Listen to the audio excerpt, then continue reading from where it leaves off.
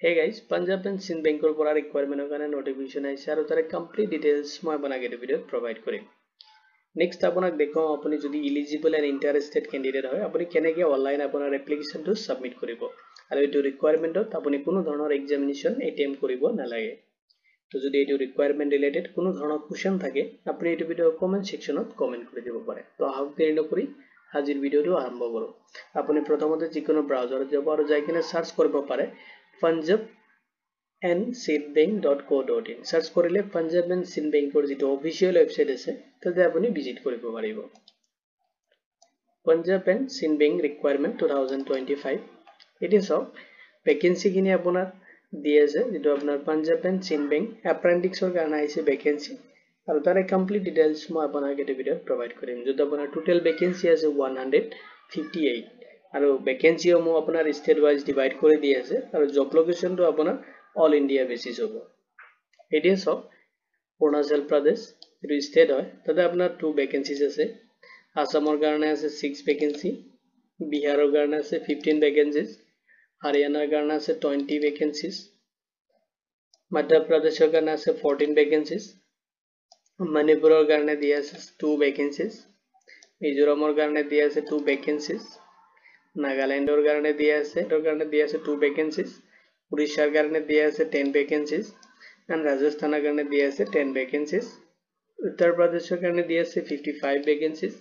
West বেংগলৰ কাৰণে দিয়া আছে 20 ভ্যাকেন্সি। টোটাল আপোনাৰ ভ্যাকেন্সি আছে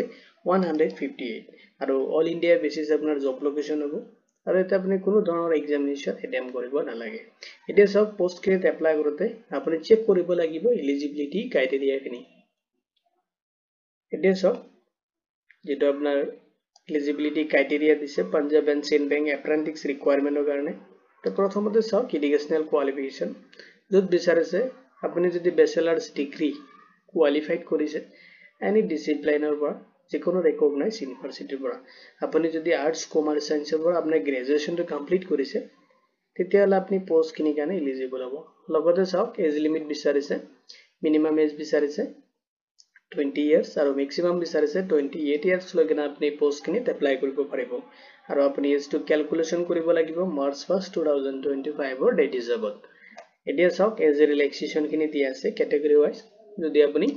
এসসি বা এসটি ক্যান্ডিডেট হয় তেতিয়াহলে আপুনি 5 ইয়াৰ্ছৰ কাৰণে এজ ৰিলেক্সেশন পাব। যদি আপুনি ওবিসি ক্যান্ডিডেট হয় তেতিয়াহলে আপুনি 3 ইয়াৰ্ছৰ কাৰণে এজ ৰিলেক্সেশন পাব।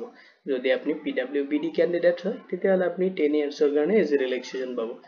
লগতে চাওক ল্যাঙ্গুৱেজ প্ৰোফিচিয়েন্সি বিচাৰিছে আপুনি যেটো ষ্টেটৰ পৰা এপ্লাই কৰিব তাৰে যেটো লোকেল ল্যাঙ্গুৱেজ হয় হেটো আপুনি ভালকে ক'ব পৰা লিখিব পৰা লগতে আপুনি বুজিব পৰা হ'ব লাগিব তেতিয়াহলে আপুনি হেটো ষ্টেটৰ কাৰণে এপ্লাই কৰিব পাৰিব।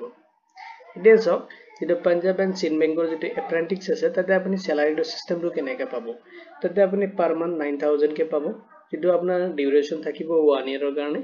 আৰু তাতে আপুনি কোনো ধৰণৰ এডিশনাল যিখিনি এলাউন্সেস কিনি থাকে লগতে বেনিফিটস কিনি আপুনি কোনো প্ৰকাৰতে লাভ নকৰে।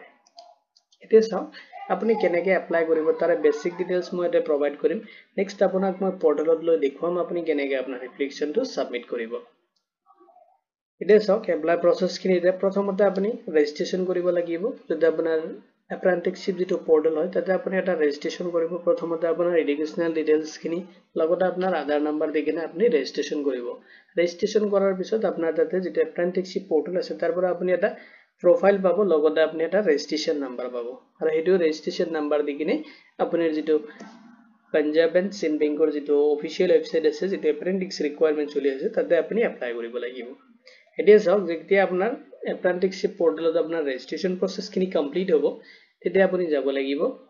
Punjab and Sindh Bankৰ যেটো অফিশিয়াল ওয়েবসাইট আছে তাতে আপুনি যাব এন্ড যেটো ৰিকুৱাৰমেন্ট সেকশন আছে তাতে যাব যাই কিনে আপুনি যেটো এপ্ৰেন্টিক্সৰ যেটো অনলাইন এপ্লাই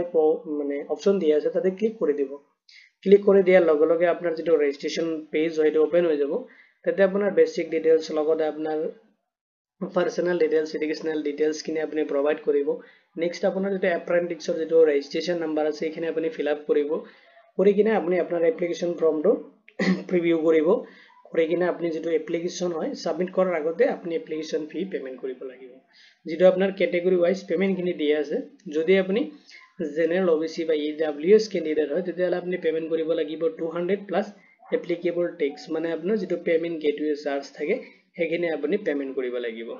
নেক্সট চাও যদি আপুনি SC বা ST বা PWBD ক্যান্ডিডেট হয় তেতিয়াহলে আপুনি পেমেন্ট কৰিব লাগিব 100 প্লাস এপ্লিকেবল যিখিনি চাৰ্জ হয় যেটো পেমেন্ট গেটওয়ে চাৰ্জ হয় কিনে আপুনি পেমেন্ট কৰিব লাগিব আৰু যেটো পেমেন্ট মোড হয় আপুনি অনলাইনত কৰিব লাগিব যত আপুনি ইউজ কৰিব পাৰে debit card credit card through আপোনাৰ নেট বেংকিং থ্ৰু আপোনাৰ এপ্লিকেশন ফি খিনি আপুনি কমপ্লিট কৰিব পাৰিব নেক্সট আপোনাৰ এপ্লিকেশন ফৰ্মটো আপুনি ফাইনাল সাবমিট দিব দেকিনে যে ফিউচাৰ ৰেফাৰেন্সৰ কাৰণে আপোনাৰ যেটো এপ্লিকেশন একনলেজমেন্ট ৰিসিভ লগতে আপোনাৰ যেটো পেমেন্ট ৰিসিভ হয় আপুনি প্ৰিন্ট আউট ৰাখিব ওকে এতিয়া চাওক এপ্লাইৰ পিছত আপোনাৰ যেটো সিলেকশন প্ৰসেস হয় সিলেকশন আপোনাৰ বেস অন মেৰিট হ'ব আৰু যেটো আপোনাৰ অপটেইন কৰা হ'ব যেটো আপোনাৰ হাইৰ সেকেন্ডাৰী যেটো মাৰ্কশিট থাকে হেতু মাৰ্কৰ ওপৰত বেস কৰি কিনে আপোনাক সিলেকশন কৰা হ'ব নেক্সট আপোনাৰ ডকুমেন্টস ভেৰিফিকেশন হ'ব এন্ড আপোনাৰ ফাইনাল সিলেকশন হ'ব এতিয়া চাওক ইম্পৰ্টেন্ট ডেটস কিনি তো অনলাইন যেটো এপ্লিকেশন অলৰেডি স্টাৰ্ট হৈছে মাৰ্চ 14 2025 ৰ পৰা আৰু এপ্লাই আপুনি লাষ্ট আপোনাৰ এপ্লিকেশন ফৰ্মটো সাবমিট কৰিব পাৰিব মাৰ্চ 30 2025 লৈ কিনে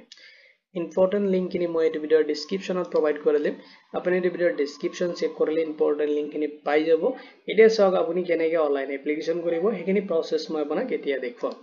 এতিয়া চাওক ডেসক্ৰিপচনত ক্লিক কৰাৰ পিছত আপুনি পাব তাতে অনলাইন এপ্লাই তাতে আপুনি এটা লিংক দিয়া আছে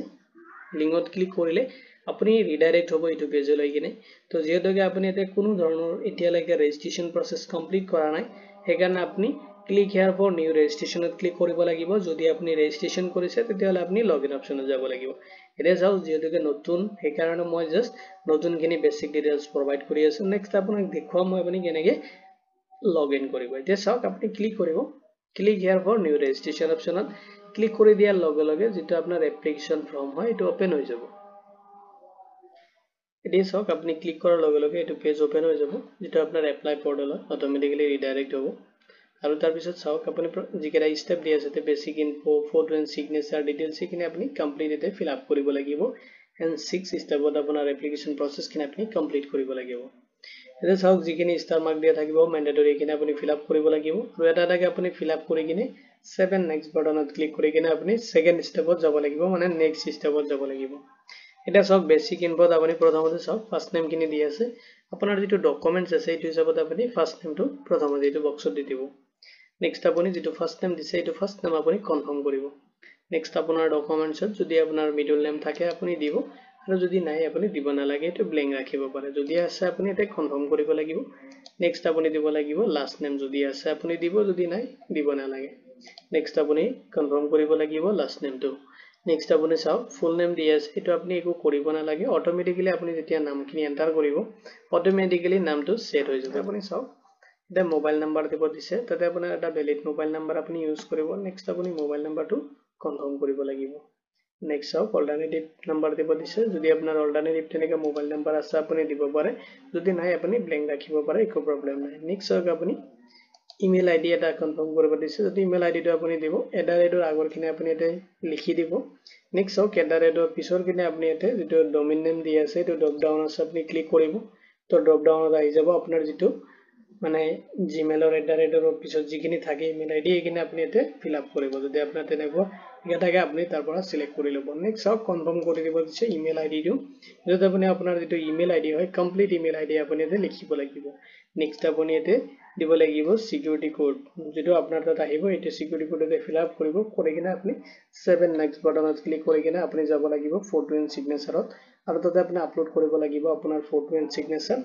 যেটো সাইজ দি আছে এটো সাইজত আপুনি তাতে আপলোড কৰিব লাগিব নেক্সট আপুনি দিব লাগিব ডিটেইলছ যত আপোনাৰ পাৰ্সোনাল এণ্ড এডুকেশনাল ডিটেইলছ কিনে আপুনি তাতে সাবমিট কৰিব লাগিব লগতে আপোনাৰ যেটো এপ্ৰেন্টিক্সৰ ৰেজিষ্ট্ৰেচন ডিটেইলছ কিনি আছে তাতে আপুনি ফিল আপ কৰিব লাগিব নেক্সট আপুনি আপোনাৰ এপ্লিকেশনটো প্ৰিভিউ কৰিব কৰি কিনে আপলোড কৰিব লাগিব 5th স্টেপত আপোনাৰ যেটো ডকুমেন্টস আছে এডুকেশনাল কোৱালিফিকেশন সাৰ্টিফিকেট হেকিনে আপুনি তাতে আপলোড কৰিব আইডি প্ৰুফস যিখিনি ৰিকোয়াৰমেন্ট ডকুমেন্টস আছে হেকিনে আপুনি আপলোড কৰিব কৰি কিনে আপুনি 6th স্টেপ হয় লাষ্ট স্টেপ তাতে আপুনি যাব যাই কিনে আপোনাৰ যেটো ক্যাটাগৰি ওয়াইজ পেমেন্ট দি আছে হেকিনি পেমেন্ট আপুনি কৰি কিনে আপোনাৰ এপ্লিকেশনটো আপুনি ফাইনাল সাবমিট দিব এটো ৰিকোয়াৰমেন্ট ৰিলেটেড যদি কোনো ধৰণৰ কোৱেশ্চন থাকে আপুনি এই ভিডিও কমেন্ট সেকশনত কমেন্ট কৰি দিব যদি এই ভিডিও আপুনি আমাৰ ফেসবুক পেজত চাই আছে আপুনি ইম্পৰ্টেন্ট লিংকখিনি